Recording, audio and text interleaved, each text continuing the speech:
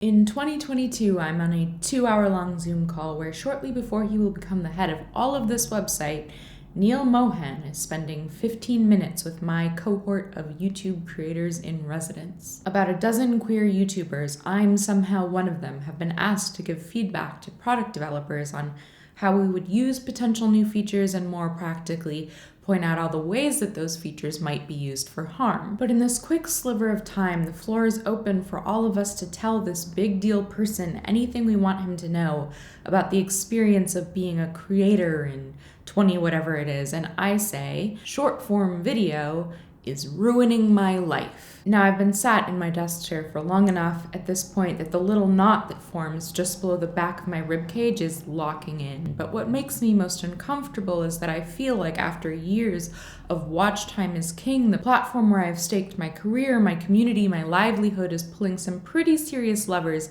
to tell all of us that the future of online video is 59 seconds or less, which I have been discovering is not good for me. Not like work-wise. Work-wise, it's actually much easier, but for like how I feel and how much I sleep and my experience of the world, not good for me. And I think in the long term, not good for most of us. And that day, I tell Neil Mohan that because I don't know who he is. But now that I do, I'd love to tell him one more time with feeling. In 2013, Tristan Harris, a tech ethicist employed at Google, gives a presentation titled A Call to Minimize Distraction and Respect Users' Attention, encouraging product designers to consider not just time spent on an app, but time well spent, and avoid designing features around providing slot machine-like intermittent variable rewards that hijack users' attention. In 1953, tobacco companies like Philip Morris, Brown & Williamson, and R.J. Reynolds are presented with clinical data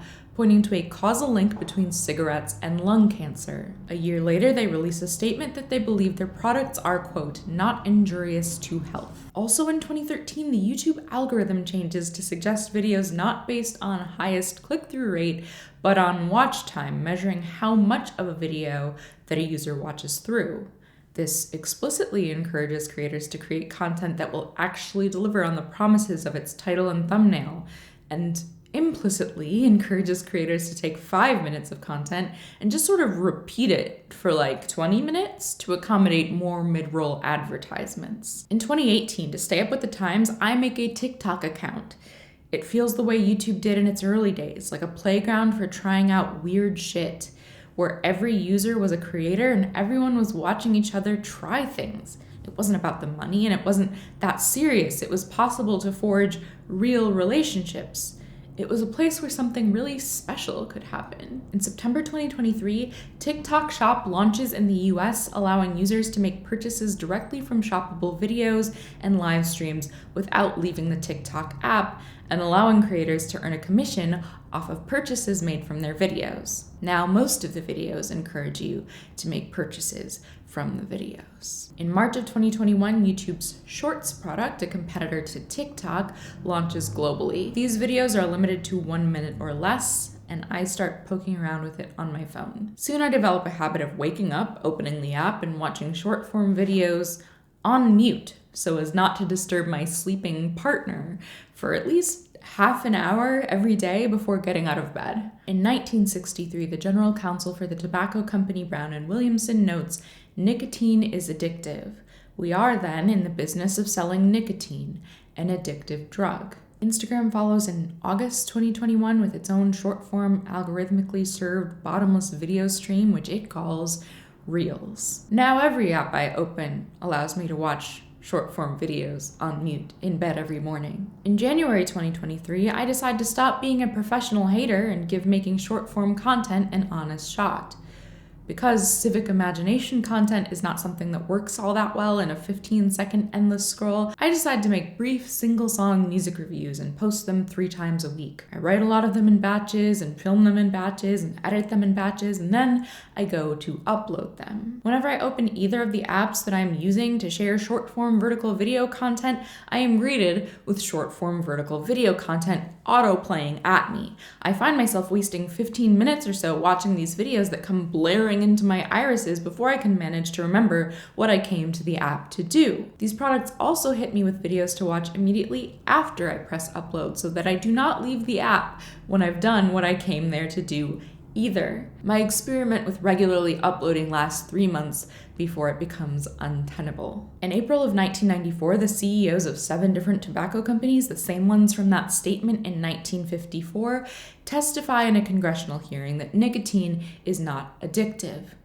A month later, a whistleblower from Brown & Williamson will provide evidence that the company was using additives to increase the nicotine content of their products in order to increase their addictiveness. In September of 2024, my friend Taha shows me how to stop YouTube Shorts from showing up as soon as I open the YouTube app. You go into your settings and turn off the tracking of your watch history, without which the algorithm has no idea what shorts to serve. In the week that follows, I wake up, I pick up the book next to my bed, and I finish 3 novels. Not that reading novels is morally superior, but it was a thing that I wanted to do and could never find enough time for, until all at once I found so much time. In March of 2024, Congress passes a bill to ban TikTok from operating in the US, not because their endlessly scrollable short-form vertical video product is destructive to our attention or our relationships or our information ecosystem or our privacy or our well-being or our shared